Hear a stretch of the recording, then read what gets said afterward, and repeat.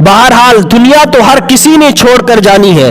इस दुनिया में अगर किसी को रहने की इजाजत मिलती, अगर कोई शख्सियत इस काबिल होती कि जिसको हमेशा हमेशा की जिंदगी मिलती, तो हुजूर अकरम सल्लल्लाहु अलैहि वसल्लम की शख्सियत थी कि आपको हमेशा हमेशा की जिंदगी दी जाती।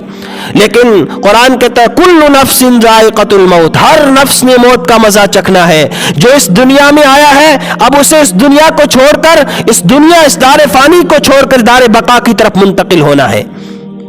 हाँ, जब किसी का इंतकाल हो जाता है तो ऐलान क्या होता है, फला भाई का इंतकाल हो गया, यानी वो मुंतकिल हो गया है, एक जगह से दूसरी जगह की तरफ मुंतकिल हो गया है। अब वहां उससे पूछगछ होगी, अब उससे सवाल जवाब होगा, अब उससे पूछा जाएगा। इस दुनिया में किसी ने नहीं रहना। कितने बड़े बड़े बादशाह आए, कितने बड़े बड़े हुदेदार आए, कितने हमारे वडेरे रिश्तेदार हमारे गांव में रहते थे।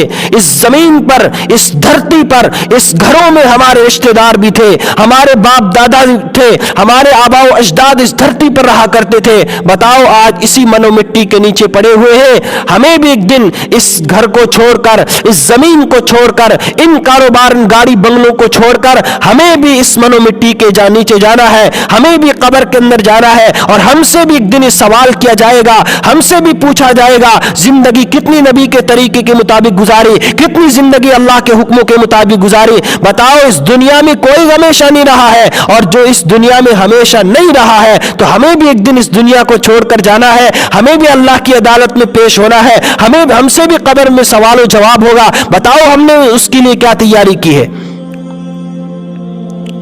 चाहे कितना बड़ा वजीर हो, कितना बड़ा पैसे वाला हो, कितना बड़ा मिनिस्टर हो, कितना बड़ा हुदेदार हो, लेकिन उसके मरते ही क्या ऐलान होता है, कुरान पढ़ने वाले बच्चों को बुलाओ, मदरसे के बच्चों को बुलाओ, कुरान पढ़ने वाली बच्चियों को बुलाओ। क्यों?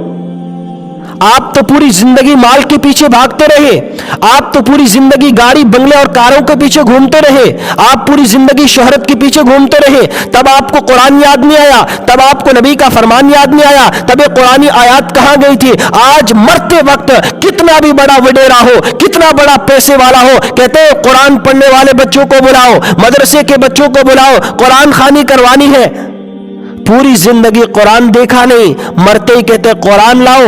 इससे पता चलता है कि मरने के बाद अगर काम आता है तो कुरान की तिलावत काम आती है, मरने के बाद अगर काम आता है तो नबी का फरमान काम आता है, मरने के बाद अगर काम आता है तो अल्लाह के रसूल सल्लल्लाहु अलैहि वसल्लम की बताई हुई तालीमात काम आती है। इसलिए कि जिंदगी में हम कुरान कभी देखते नहीं, जिंदगी में कुरान हम अपनी औलाद को पढ़ाते नहीं, जिंदगी में हमने कुरान को देखना पसंद नहीं किया, जिंदगी में कुरान को सुनना पसंद नहीं किया, और मरने के बाद जबरदस्ती उनको बिठाया जा रहा है कि मेरे भाई के पीछे कुरान पढ़ो, मेरे बाप के पीछे कुरान पढ़ो।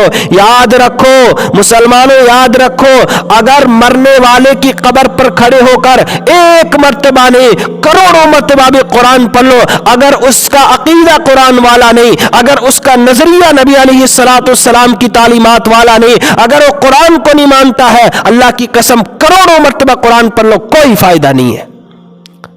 जिंदगी में कुरान पढ़ने की आदत डालो, जिंदगी में कुरान के मुताबिक जिंदगी गुजारने की कोशिश करो, जिंदगी में अपनी औलाद को कुरान पढ़ाओ। आपके जाने के बाद आपकी औलाद कुरान पढ़ेगी, आप कब्र में सोए रहेंगे, आपका सवाब मिलता रहेगा। आप कब्र में सोए रहेंगे और आपके औलाद ये हाथ उठाकर कहेगी रब्बना इग़फिरली वलिवालिदैया वलिलमुमिनीना यौम यक़ूमुल हिसाब, या अल्लाह मेरी वालिदैन की मग़फ़िरत फरमा। तो कुछ करके जाओ, कर ले जो कुछ करना है साए अफलाक के तले, कर ले जो कुछ करना है साए अफलाक के तले, फिर सोता रहेगा जमीन के साए तले। वीडियो के नीचे सब्सक्राइब के बटन पर क्लिक करें, बेल के आइकॉन पर क्लिक कीजिए ताकि हर नई वीडियो की नोटिफिकेशन आपको